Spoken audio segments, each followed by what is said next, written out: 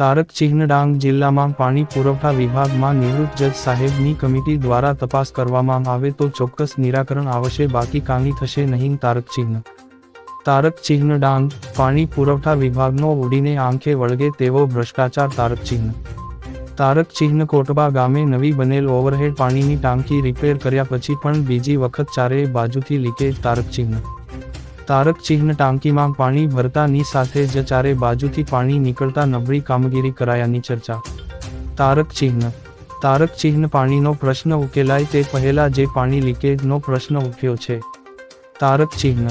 આહવા પાણી પુરવઠા વિભાગ WASMO દ્વારા ડાંગ જિલ્લાના આહવા તાલુકાના ધવલીદોડ ગ્રુપ ગ્રામ પંચાયતમાં સમાવિષ્ટ કોટબા ગામે નવી બનેલ ઓવરહેડ પાણીની ટાંકીનું ટેસ્ટિંગ માટે પાણી ભરતાની સાથે બીજી વાર ચારે બાજુથી પાણી લીક થતા નબળી કામગીરી થયાની લોકચર્ચા થઈ રહી છે.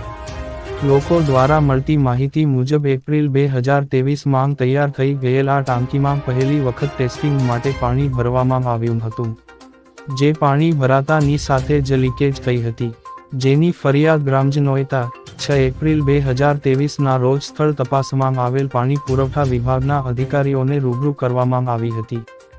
જેનું રિપેર કામ કર્યા બાદ 13 જાન્યુઆરી 2024ના રોજ ફરીથી ટેસ્ટિંગ માટે પાણી ભરવામાં આવતાની સાથે બીજી વખત ચારેય બાજુથી લીકેજ થતા ઇજારદાર અને અધિકારીઓની મિલીભગતથી મોટો ભ્રષ્ટાચાર થયા હોવાના આક્ષેપો લોકચર્ચામાં થઈ રહ્યા છે.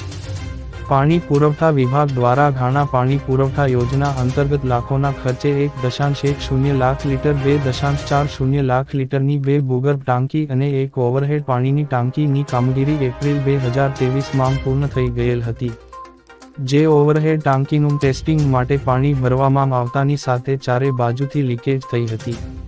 જે લીકેજ થતી ઓવરહેડ પાણીને ટાંકીને રિપેર કામ કરાવ્યું છતાં પણ 13 જાન્યુઆરી 2024ના રોજ